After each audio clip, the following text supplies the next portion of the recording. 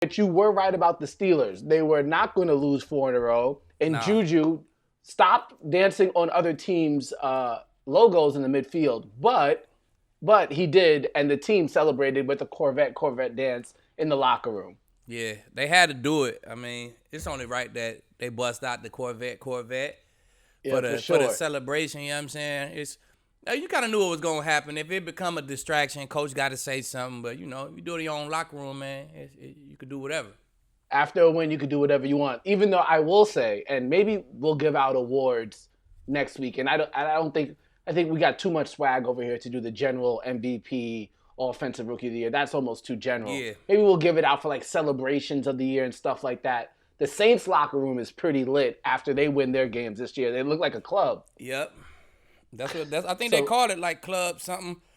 You know what I'm saying? We mocked it last year. Was it last year? Year before? Whenever we went to the chip, we beat the Saints. Not last year, year before. You know what I'm saying? We beat them. We had the club in the locker room. They inspire people. You know what I'm saying? They inspire you to, So you got to do that. I like what the Saints do. I like, you know what I'm saying? Sean, he hit the gritty with him. He get involved with it. I enjoy that, man. That's camaraderie at its best right there.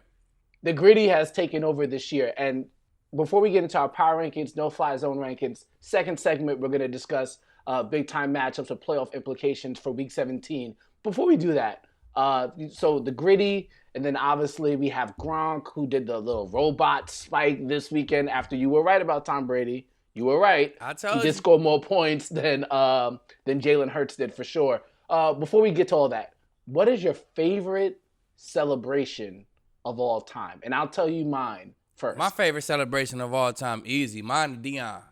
I just like. Okay.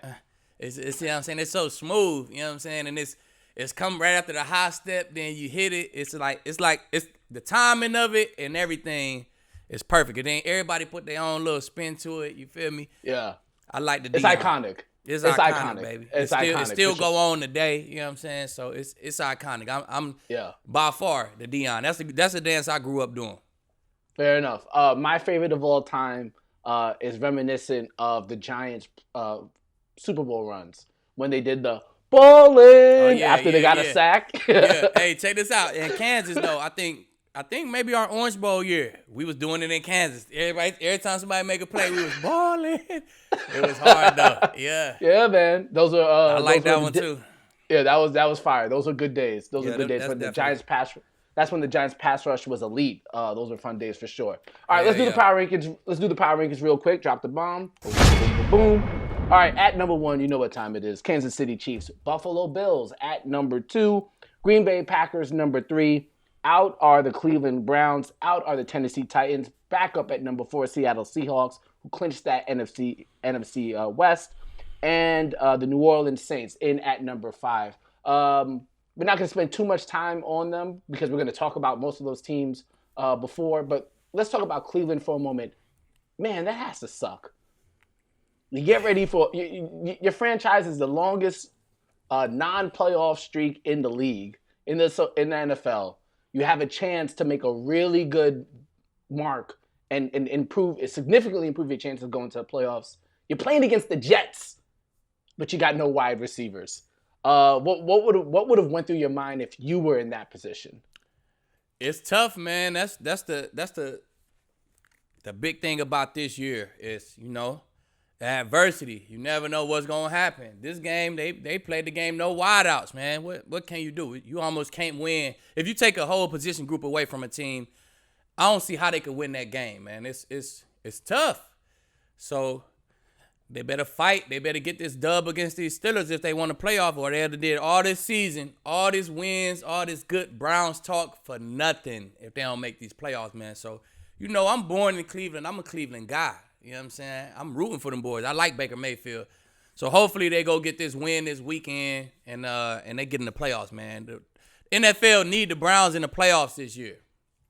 Obviously I have no say in it, but I would actually rather see the Browns in the playoffs than the Dolphins this year. Yeah. But obviously Dolphins fans would think differently. Let's go to the no-fly zone real quick. Drop the bomb, please. Boom, boom, boom, boom, boom, boom. All right, at number 1, and maybe they might end the year at number 1, the Pittsburgh Steelers. They've been there for a while, in and out, but always in the top 5 for the most part. Number 2 and new, which we'll discuss in the next segment, the Buffalo Bills. Very interesting. They jumped up to number 2.